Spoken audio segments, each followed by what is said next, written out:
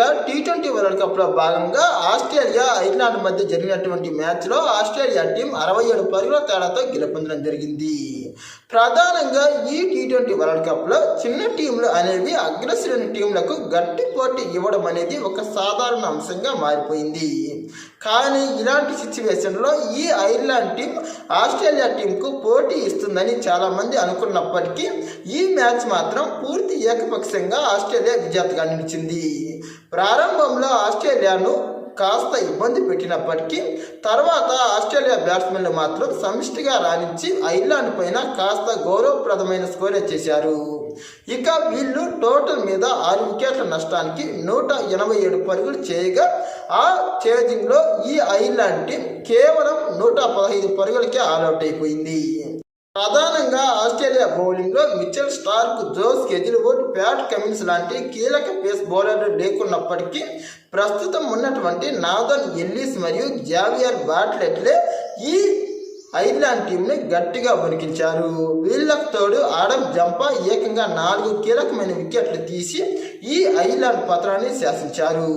ప్రధానంగా ఈ మ్యాచ్లో గాయం కారణంగా రెగ్యులర్ కెప్టెన్ అయినటువంటి మిచెల్ మార్ష్ గైర్హాజరీ అవ్వడం వల్ల అతడి స్థానంలో ట్రావిస్ హెడ్ కెప్టెన్సీ బాధ్యతలు చేపట్టాడు. అయితే ఈ మ్యాచ్లో ట్రావిస్ హెడ్ కేవలం 6 పరుగులకే వెనుదిరిగి కాస్త విమర్శలే ఎదుర్కొన్నప్పటికీ తర్వాత మరో ఓపెనర్ అయినటువంటి జోస్ ఇంగ్లీష్ మాత్రం కాస్త తక్కువ బాల్స్ ఎదుర్కొని కాస్త 33 పరుగులే చేసి కాస్త పరువు నిలిపాడు. ఇక వన్డౌన్లో దిగినటువంటి క్యామరన్ గ్రీన్ 11 బంతులు ఎదుర్కొని 22 పరుగులు చేశాడు. ఇక మరో ఆటగాడైనటువంటి మాథ్యూ రెన్సా 37 పరుగులతోనూ మరియు చివర్లో మార్కస్ స్టాయినిస్ 29 బంతులు ఎదుర్కొని 45 పరుగులతో ఆస్ట్రేలియా పోరాడే స్కోర్ను అందించగలిగారు. ఇక ఈ మ్యాచ్లో గ్లెన్ మ్యాక్స్వెల్ మరోసారి తీవ్రంగా నిరాశపరిచాడు. ఇక టోటల్ మీద 185 పరుగుల భారీ టార్గెట్తో బరిలోకి దిగినటువంటి ఈ ఐర్లాండ్ టీంను ఆస్ట్రేలియా బౌలర్లు కాకావికలం చేసి ఏ దశలోనూ పోటీ ఇచ్చేలాగా వాళ్ళను కోలుకొనివ్వలేదు.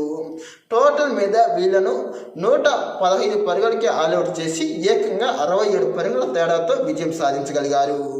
ప్రధానంగా ఆస్ట్రేలియా టీం అనేది మెయిన్గా ఐసీసీ టోర్నమెంట్లలో ఎలాంటి ప్రదర్శన చేస్తుందో మనందరికీ తెలిసిందే.